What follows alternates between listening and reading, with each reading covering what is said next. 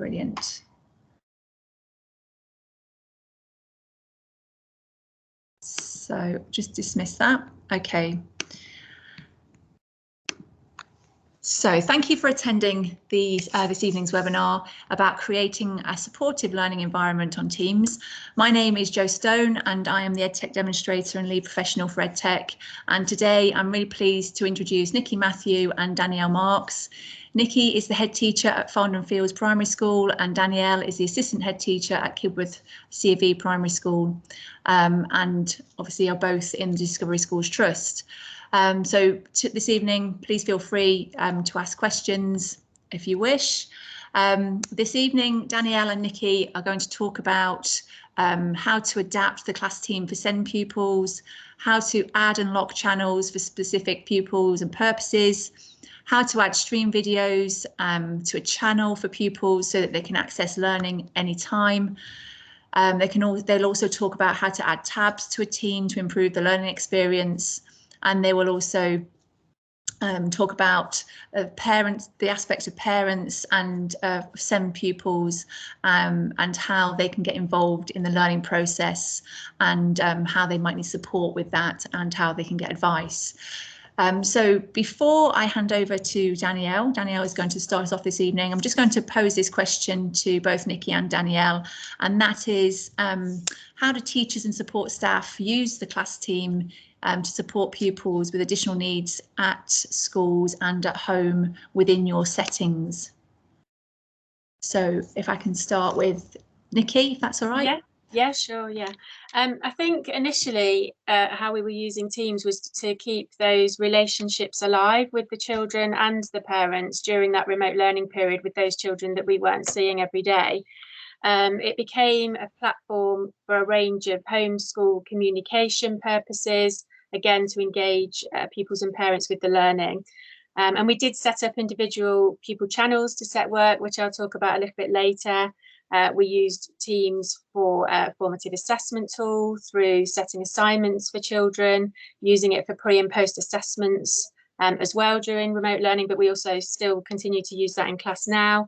We used it to run interventions for small groups or for children one-to-one with support staff during remote learning. Again, we still use that now if there's children that are isolating.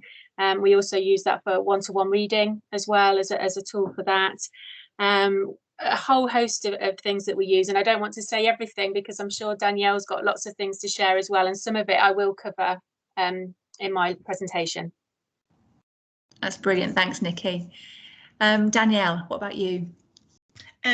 Yeah, I mean, very similar to Nikki, really.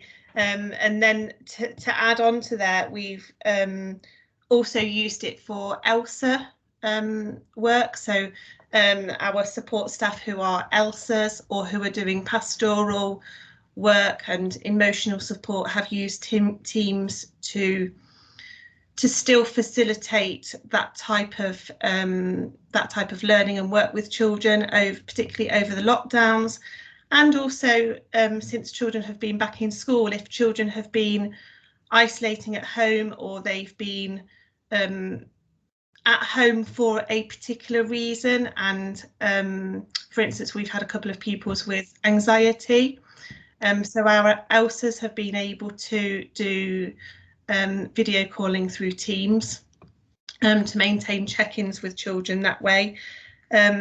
We've also been able to provide more kind of individual bespoke packages of learning for children with SEND, and I think Nikki's going to talk about that through some of the channels, and I will talk through how we can use tabs to do that, so to tailor the teams more individually to children with SEND. But like Nikki, we've been using Teams in lots of different ways, and it's evolving more and more as time goes on. That's great. Thanks, both of you. So I'll hand over to you then now, Danielle, if that's all right, to start, and looking forward to hearing what you've got to say. Okay, thank you. So I was going to do a PowerPoint, but then I sort of thought it might be more helpful to talk these things through and show you what we're doing rather than just talking about it.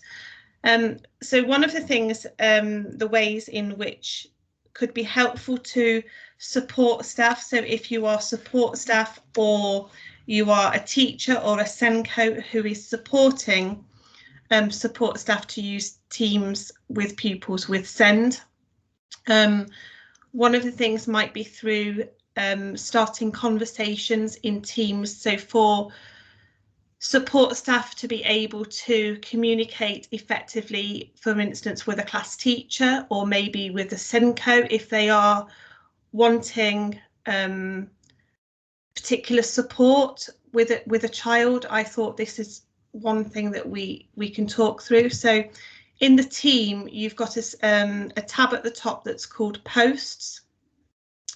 And one of the things I'm going to talk through is something called a threaded conversation. So at the bottom on the team, you can see a blue bar that says new conversation. And what you can do is you can actually, so I was thinking, for instance, a member of support staff might be supporting a particular pupil. Let's say, for instance, they're supporting a pupil with autism and they want to, you know, there isn't always the time in the day to speak to the SENCO or to speak to the class teacher, but they might be able to post a message through Teams that for a SENCO or a teacher or somebody else in school could help them with. So to start a conversation, you would click on, you can see at the bottom it says start a conversation. If you click on the A, the capital A at the bottom, you get this little window appear, and then you can click on new conversation and announcement. So what we want to do is we want to make a little announcement. I'm going to send it to the SENCO because I would like some support around, or some ideas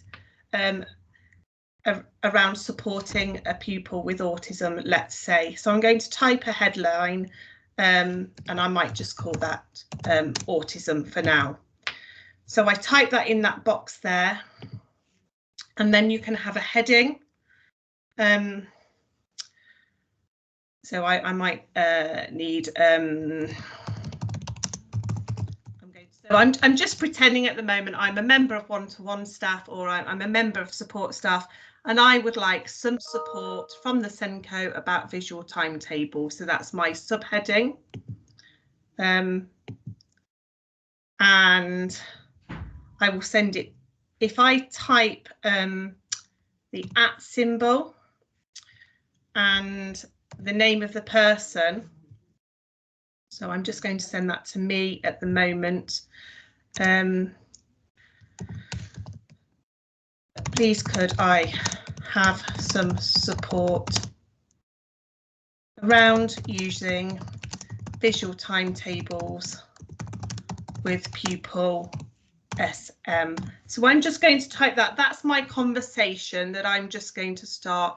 So I would, this wouldn't be in a pupils team, this would be in a staff team, because obviously you wouldn't want any pupil to see this conversation. So this would have to be in a team that is only within a staff team. I just need to make that very clear, because you wouldn't want pupils or parents to see this. So I've got a kind of a heading for my conversation, and I'm saying who that's going to go to. And then at the, oh, I don't know, at the bottom of the screen,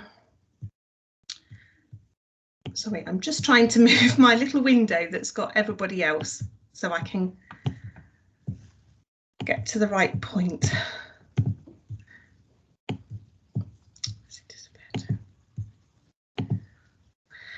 At the bottom of the screen, there is a little send button. I've got it now, sorry. Everybody else was in the corner. So there's a little send, looks like a little arrow. So if I send that, that then appears in that team as a conversation that alerts me, it alerts the other person that has been named in that team. So that person who has been named, in this case I've named myself, would get an alert in their team to say that somebody is trying to talk with you. So that has come to me as that person, and now I can send a message. So with that member of staff, I can then interact with that member of staff. I can provide support for that member of staff. I can upload documents. So if I was not able to talk to that member of staff freely within school because of timetables and whatever, I could, I might, for instance, send an example of a visual timetable to that member of support staff, and then they can look at that at a time that's convenient to them. So I think that's quite valuable for support staff, and we know that in the time pressures within school and within timetables don't always allow people to meet at convenient times. So that's quite a good way of interacting with support staff across school. I don't know if anybody's got the question.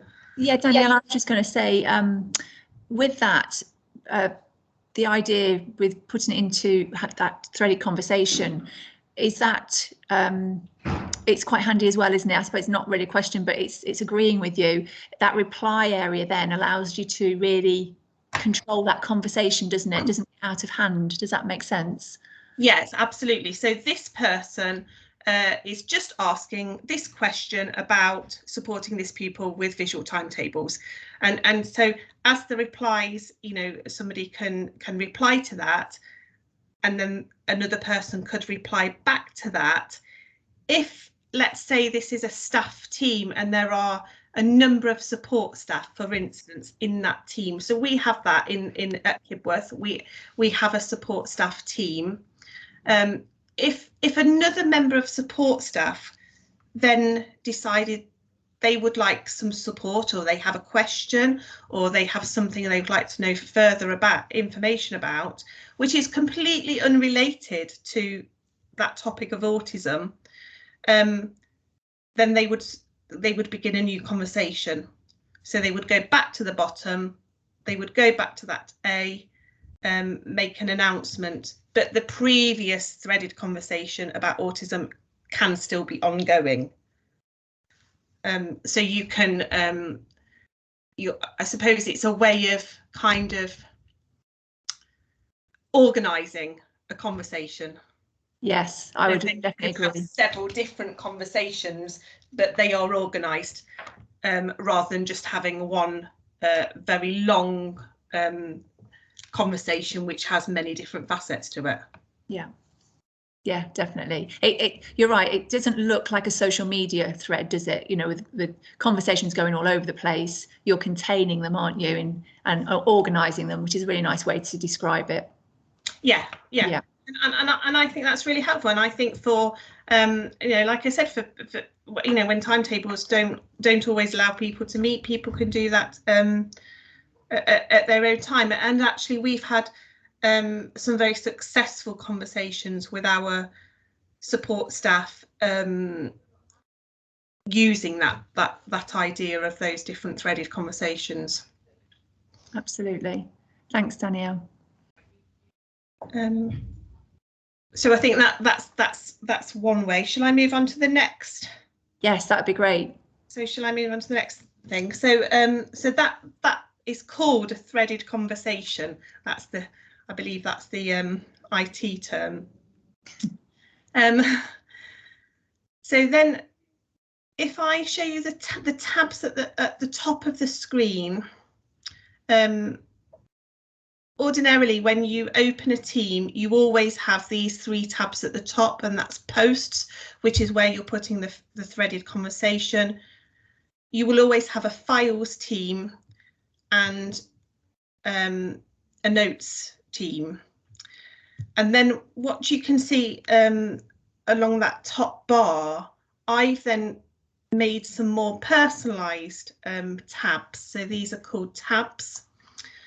So I'm just going to show you, I now want you to imagine, so you could be, if you're support staff and you are working with a child individually or a group of children and they have their own individual team. So here at school we have, children have got their individual teams as well. If they had an individual team, or they have a locked channel, which Nikki, I don't know, Nikki might show this. So I've got along the side there a channel which is called Send. I've just made Send Webinars, and I can lock that channel. So if you imagine that you have a child with a locked channel that only they can access, or it might be a group, you can individualize these tabs. So if I click on the plus sign there, I have to be honest and say I don't know all of these options, but I'm using the website option. And if I click on the website, what I can then do is paste into the URL bar a website of the link of a website that I would like a child to use. So I have done in typical Blue Peter style, I have got one that I've done earlier. So I would simply just paste that link there. And then when I've pasted that link, it would appear in my tab here. So I've pasted a link for the typing program.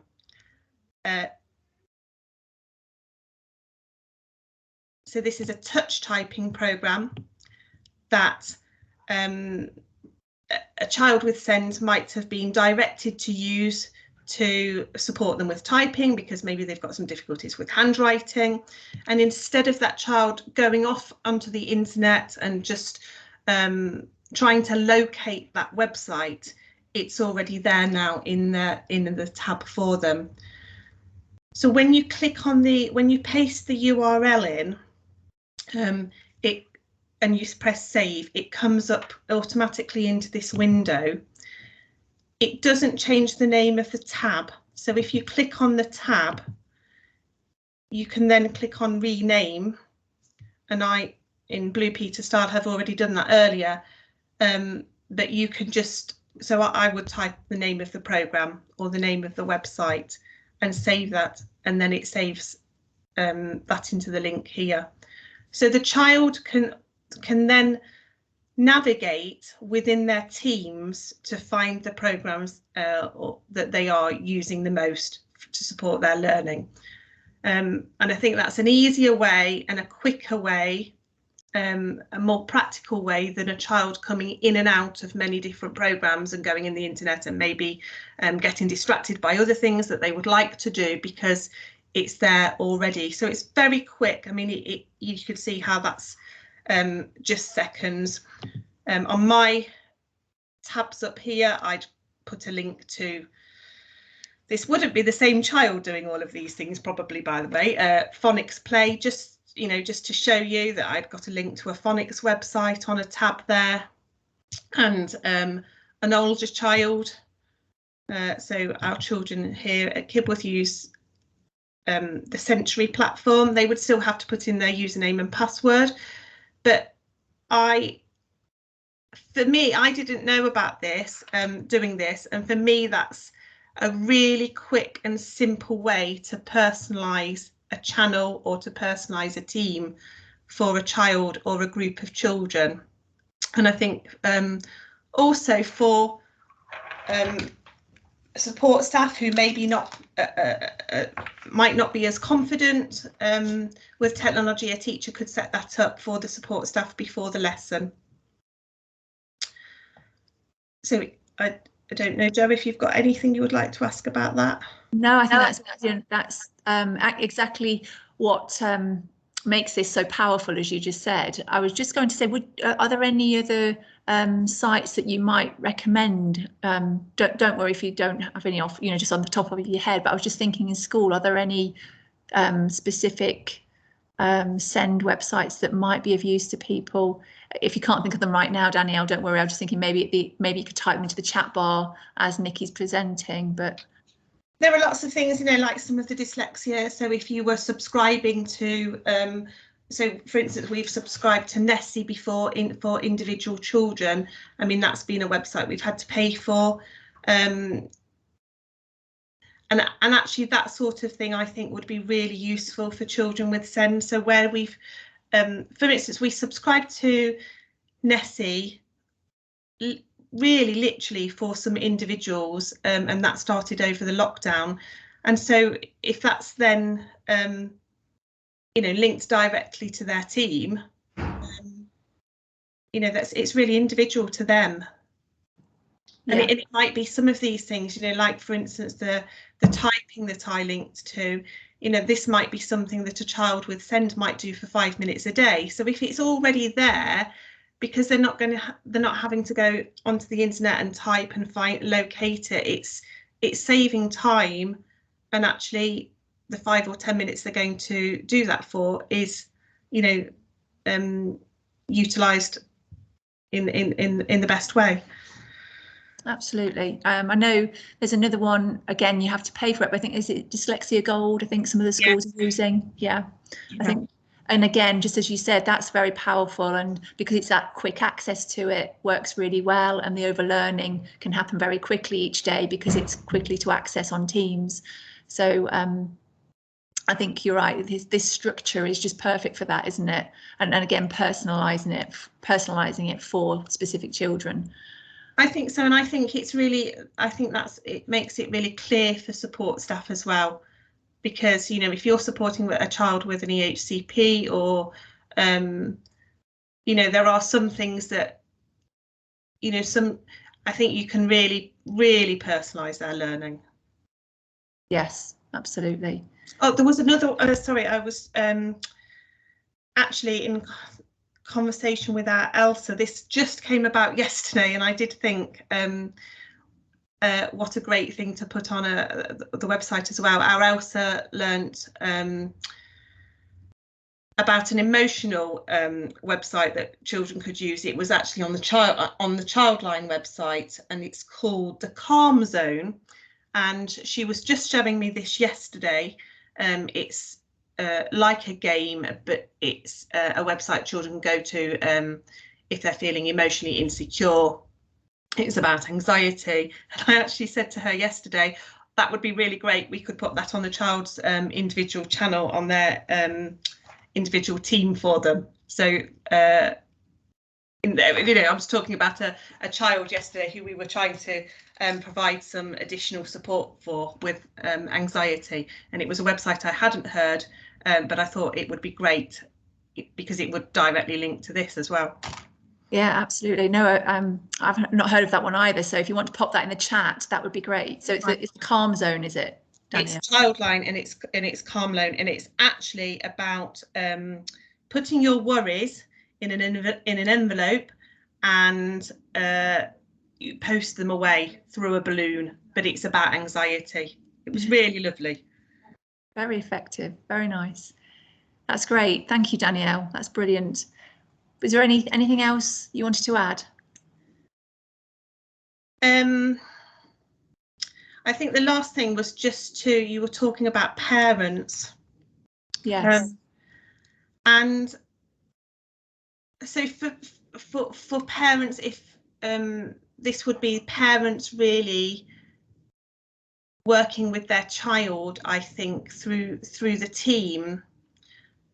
So we've had cases where we've really tried to individualise channels for children.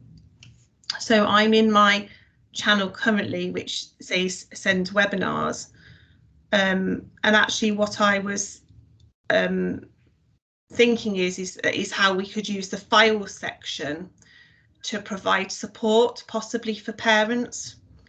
So in the files section, we could make I just made a little folder here, but we could make folders specifically with help sheets and information for children. So a bit like we would previously put information in a homework book, and we might send, because a child can't always articulate homework to their parents, and sometimes that can be an issue if the parent picks up the homework and they don't understand it because they've been in class.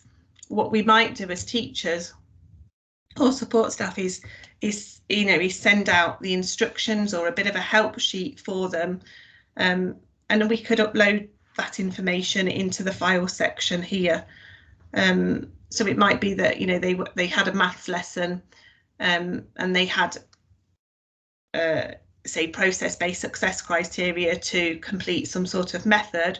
They might have had that for the lesson, so we're not making anything extra for the parent, but we could upload that into a section for parents. And actually I might just rename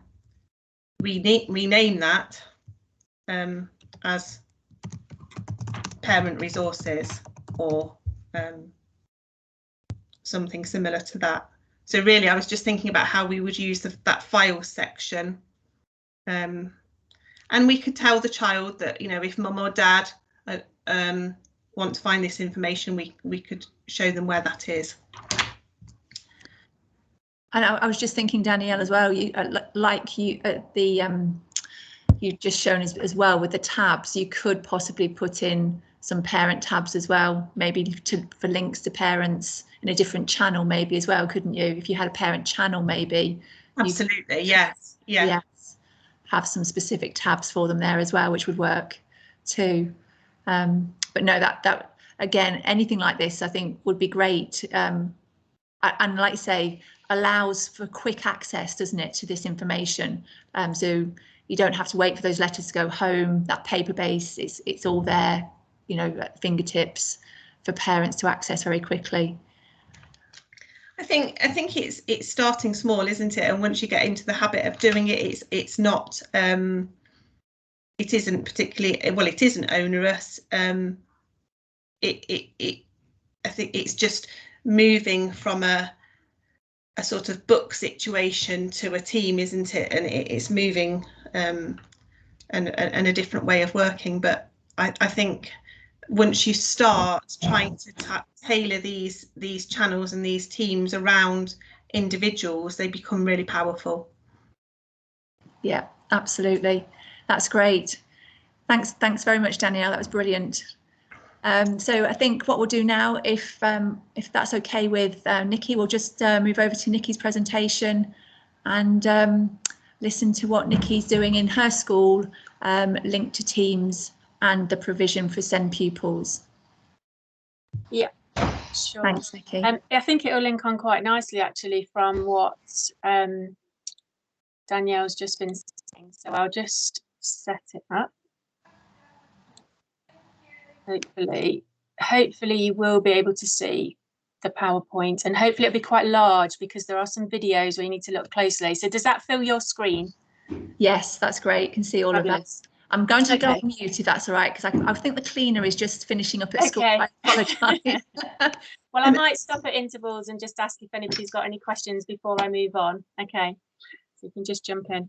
Right, okay, so first of all, I just wanted to talk a little bit about how we've adapted our class teams for SEND pupils, which, as I've said, leads on quite nicely from what Danielle's just been saying. So there's a number of ways that we've done that to create a supportive learning environment using Teams, and many of these were developed when we worked remotely. Some we continue to use, and others we have further developed as we continue on our journey, such as using the general assemblies and achievement assemblies. So they were tabs that we set up a little bit like how Danielle's just described, to try and keep that community feel and keep the class together and keep those relationships alive between those of us that are perhaps not always in the classroom with the children and always in the team. It was an opportunity for us to build that and keep that afresh and keep that going. We did and have set up individual channels to support personalised learning, just as Danielle's described.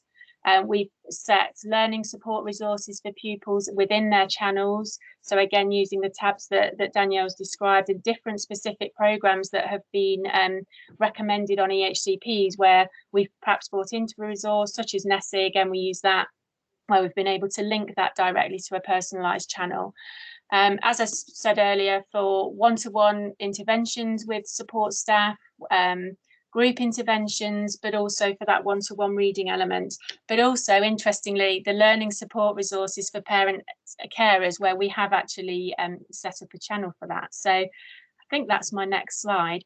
So what we did was set up a channel in each class team specifically for parent carers to share learning support resources with their children. So these were quite broad in terms of being based on parent feedback that we had, really, that were going to teachers to say, my child's really struggling with listening, or they're not able to follow instructions, or they're finding it really hard to pay attention online to the different activities.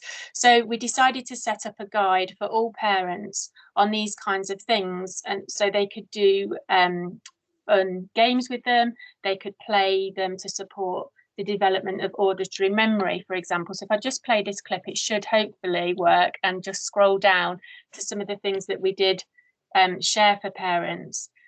We added guides to sensory circuits as well. So parents could read a little bit up about that and then click on a file that would then share how these might look, or the things that they could set up at home to do that. We included coping skills and information about how parents could develop executive functioning to support learning as well. And again, we attached little files to these conversations that we set up in a channel. So parents could just click on them, as hopefully the video is demonstrating, and it would open up and there'd be a guide there on the sort of things that parents could do. So that was working memory boosters to help that with that executive functioning. And then I think the next one is from our EPIC service that we provided a link to for parents as well. Hopefully that will just open up. So you can see how parents have got that at their fingertips at any time of day to have a look at when the children have gone to bed, perhaps, to read up on little things that they could perhaps do the next day. So that's worked really well. Nikki, sorry, was that supposed to be the video supposed to be playing there? Yes. Can you see that, Danielle? It was moving up and down slightly. Okay, that's fine. I was just. Did it do that? I didn't see it moving across, but it might be my screen. I'm not sure. Okay. Well, we'll see what happens on the next one. Yeah. See whether that works. Okay. Okay. So moving on. There are a number of other ways that we've adapted a class team to support SEND pupils as well with their learning. So this has worked remotely, but also whilst children have been back in school. And this technology has allowed us to very quickly and easily make adaptations where required, and often benefit the whole class, not just our SEND pupils. So for example, and I'll click play now. So it should scroll through that page, hopefully. It will take, is it scrolling through? No, can't see it at the moment. Yeah, that's a bit disappointing, but basically that's a workbook there for a particular child. So in each child's notebook, we can tweak the background colour, we can change the background to lines or squares as required. Pupils can zoom in on the screen or make the font larger. Pupils have access to Immersive Reader to have the text read to them. They can use a range of recording methods in their team's notebook, so they can voice record, they could use the keyboard for typing, or they could digital ink to show they're working out. And they can use a range of tools such as a ruler or the dictation function, for example, to support with spelling. So in this example here that you can't see, we also teach the children when they are using specific math skills, just like we do with specific reading skills.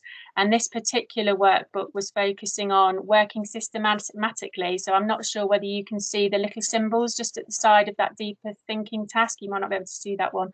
But this was an opportunity for the teacher to embed a short video in particular pupils' notebooks, or all if required, if she'd noticed or he had noticed that actually the children are not getting this at all. It was a modelled opportunity for the teacher to drop in a little video to show how to work systematically. So if children got stuck with the learning task, they could click on that and access it easily as a modelled example. So this is then given time or allowed more time for the teacher in the lesson to work with a range of groups or individuals as required. So it means, in effect, the teacher can be, or the support staff can be in more than one place at any one time. The children also gain independence and confidence from finding out this themselves just by rewatching the video, pausing, going back, having a go, seeing whether what they've done matches the modelled example. So I'm guessing that my next slide possibly isn't going to work either, but we can try it. So this is a working systematically video that she pre-prepared that can be dropped into a particular pupil channel for a group or a whole class notebook. And this has supported pupils far more effectively as they have the support at the touch of a button if they need it. So I'm going to click play again and we'll see whether it works. There should be sound with this one as well.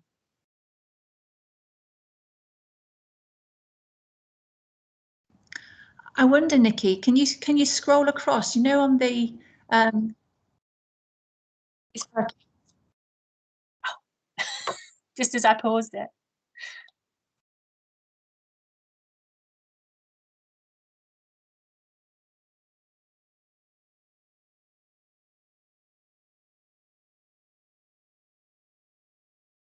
So you can see there that she's demonstrating how to approach the question to start with as well, modelling that.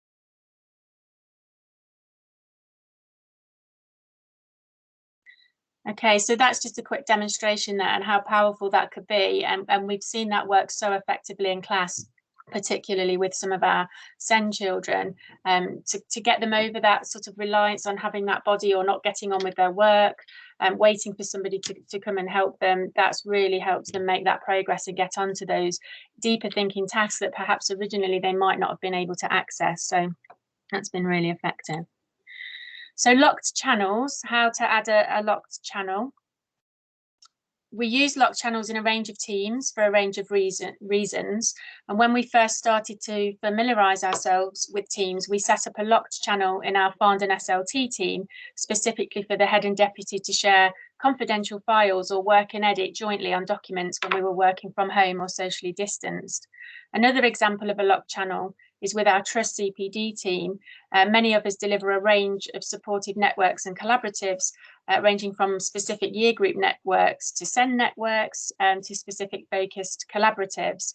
It's just to name a few that are visible in the team there. However, each network and collab has a locked channel. So although all of the Trust are part of this team, each channel is set for specific people within the team, and this way notifications, announcements, files and meetings set within that channel are only shared with those that are a member of that group.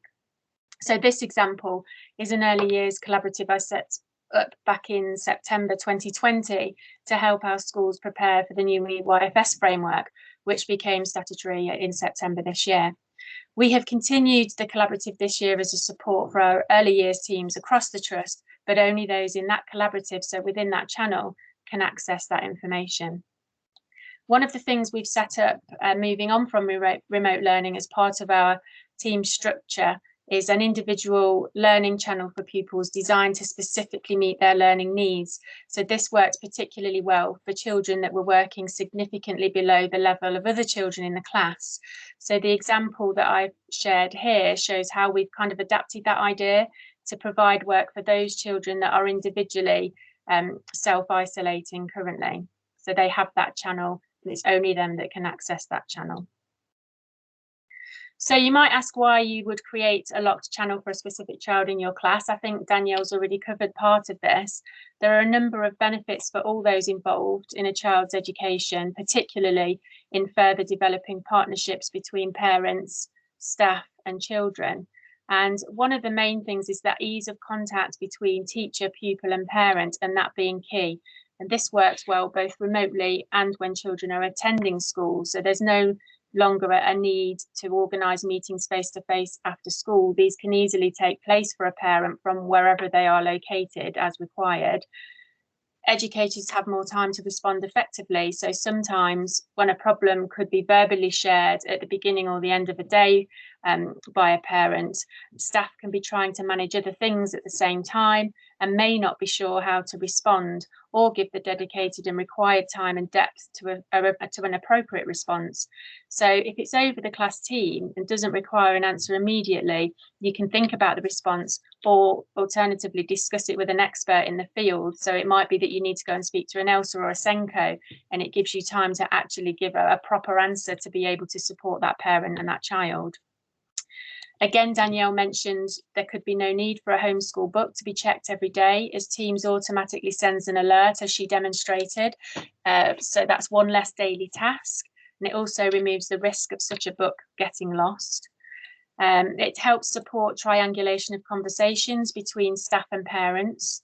All staff are aware of what has been said. A child also knows that this is clear between parents and staff, and so has to be honest. The teacher, or alternatively, they might not remember what's been said, so at least there's evidence there of that conversation, and then parents can tap into that to see what's been happening that day.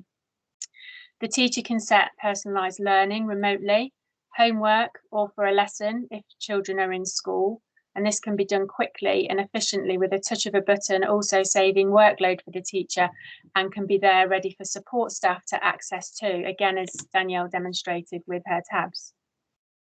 It's easy to share resources, so children can also share their work without feeling self-conscious, especially if they're prior year group and parents aren't confident in sharing their child's work more publicly on the class Facebook that we have, or the Teams channel, because they are aware it is not at the same level as that of other children. So it's a way that we can still recognise that child's work and celebrate that.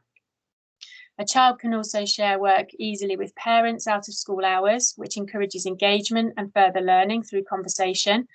Parents know exactly what the child has been learning about and base discussions on this learning to extend the learning without further relying on the child to have to remember everything that they've worked on during that school day. And staff parents can acknowledge comments to show that they have seen them, so everybody's aware of what's happening and that it's been read or that it's being dealt with. And ultimately, all parties can celebrate achievements, which in turn helps to build a child's self-esteem. So this is a short demonstration as to how you can add a locked channel to a team if you are the owner of the team or have been given permission by an owner to create a locked channel. So I'm going to press play again, Joe. Could you let me know if it plays? If it doesn't, I'll click play twice and see whether that works. Yeah. So can you see the mouse moving? No, it's not moving at the moment. Try it again. Let's try it again. I'll go back. It's moving up now. It should go to the ellipses. No, unfortunately, it's not moving, Nikki. Oh. I wonder. I can talk through it. Although, can you see my mouse on the screen? On the slides that I'm sharing. No, not at the moment. I wonder whether it will allow you to slide across the bottom of the video just to move it on to different sections. Okay, yeah, so does that take you to, is that now showing the ellipses tab that's come down? No, it's still not happening. No, it's still not. I don't know why that's not playing. That's really bizarre. Okay, well, I can talk through what's happening on the screen. If people look, if you can see it, you look really closely. But basically, if you're in the team that you need to be in, you go up to the ellipses at the top and click on Add Channel. That should open up a dialog box where you can put in a channel name. And my example here was Joe Blog, so that would be the child's name going in there to create that channel. There's an opportunity to add a description there if you would like, but there's also a privacy box, and this is the box that you need to tick to say that it's just for specific team members, and then you would click the create button, and this adds a channel with a little locked padlock, as Danielle was describing earlier.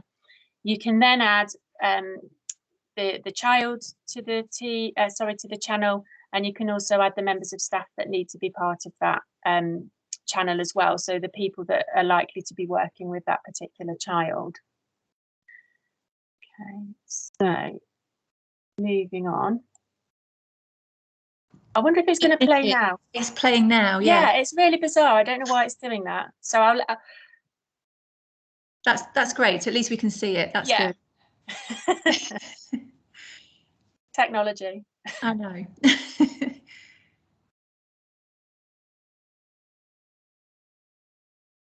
So hopefully that's demonstrating what I've just talked through.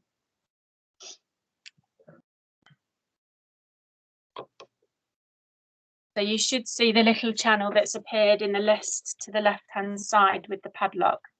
It's quite tiny. Okay. So just going back to that, is there any questions anybody would want to ask about the locked channel? Just the one about when you do lock a channel, what are the is there any recommendations or advice about safeguarding when you so one, I don't know whether I talk about this later on, but certainly in our locked channels, all of SLT are included in that channel, obviously the teacher, the support staff, and then the child. There's protocols that are sent out to parents as to how that team should be used, but I think it is important to mention that channel that you've created is only visible for the people that are within the team. So the rest of the children stroke parents who are perhaps going into that team would not be able to see that channel exists. So there's no way of identifying that child has a separate channel, if that makes sense, and they're not able to access that. Yeah, that's great. Thanks, Nikki. Okay. So moving on, stream videos. So how to add a stream video to a channel. So you'll notice that I've talked about a range of videos within the team already, such as the general and achievement assemblies that we launched over remote learning, but we also used pre-recorded lessons and recordings of live lessons during remote learning, so they could be accessed at any time, not just at the timetable time that we'd advertised. This allowed far more flexibility for working parents, but also for managing the stamina of learning for particular pupils. And it also allowed for children to pause the video, go back, listen to something again, or watch again at a later time to consolidate their learning. In this example, you can see a range of stream videos that teachers have created over time and added to a channel. And they did that via the tabs that Danielle described earlier. And these include core subject channels, but also for things like assemblies and class stories, so nothing needed to be missed. And these were for everybody in the team. However, you may wish to add a relevant video to your individual pupils' channel. So that's what I'm going to show you now. And again, I've recorded the actions that we would take.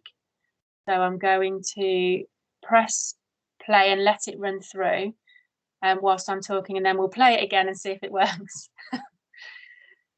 So what you will see is a short demonstration of how you can use or how you can add a stream video to a locked channel for a pupil. So I'm guessing it's not playing for you at the moment. No, not at the moment, Nikki. No, that's fine. Okay, so what I will show shortly is a previous video, or one of the previous videos that I shared, the Working Systematically video, which is already uploaded to my Microsoft Stream. I will demonstrate how you can add that to a locked channel. Okay, so if I just move it along a little bit, let it play out, and then I'll try it again. Okay. Is it playing anything now? I can't see anything yet. Oh, it's whirring, so it might be. Is it working now? You should have the stream channel. You should have the stream, and then it will jump over to Teams. No, it's not doing anything yet. Okay, well, I'll talk through and then we'll see what happens after. So once my video's uploaded into Stream, I then need to switch to the correct team, and then within my team choose the channel that I would like to add my stream video to. So as we looked at previously, I'd set up an individual pupil channel in my team, which was called Joe Blogs. So to then add the video to the channel, I would go up to the plus button at the top of the page within the channel that I want to add the video. I want to choose the stream tab. So this was how Danielle demonstrated earlier, going to the website. You would go to exactly the same thing, click on the plus, but at this time select stream. If stream wasn't there, you could type it into the search bar and it will highlight that for you. So you would choose stream and then select the video. Because I know the name of the video I want to add, again, I can just type that into the search bar that appears, and it gives the tab name the same as the video, so I could change that if I wished. And again, I think Danielle described that with the websites that she was using. The final thing that I would check is that the post, there's a tab at the bottom of the dialog box that comes up that says, can you post this video to the channel, which is set at default to yes. And this is a good thing to have because then it alerts everybody that you have actually added a video to the tab. So I hit save and it should save the video to the channel, and it's then there for everyone who has access to that channel. And if I go to the conversations tab, you can see it has added a post to let people know that I have added a video. So let's see if it will play this time.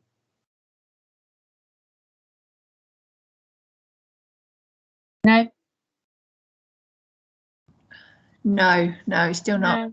No. Shame, isn't it? Yeah, I don't know why it would not play the video.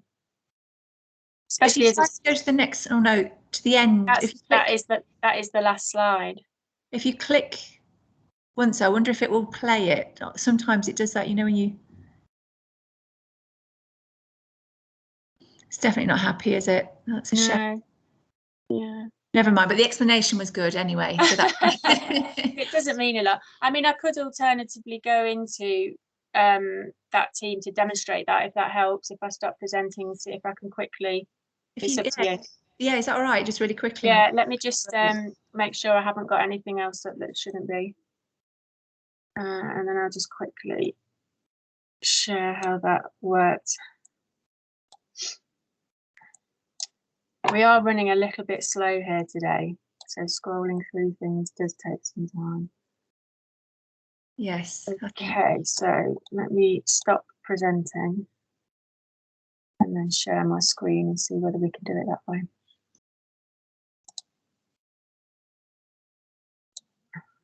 It's just nice because it will match it with your great explanation there.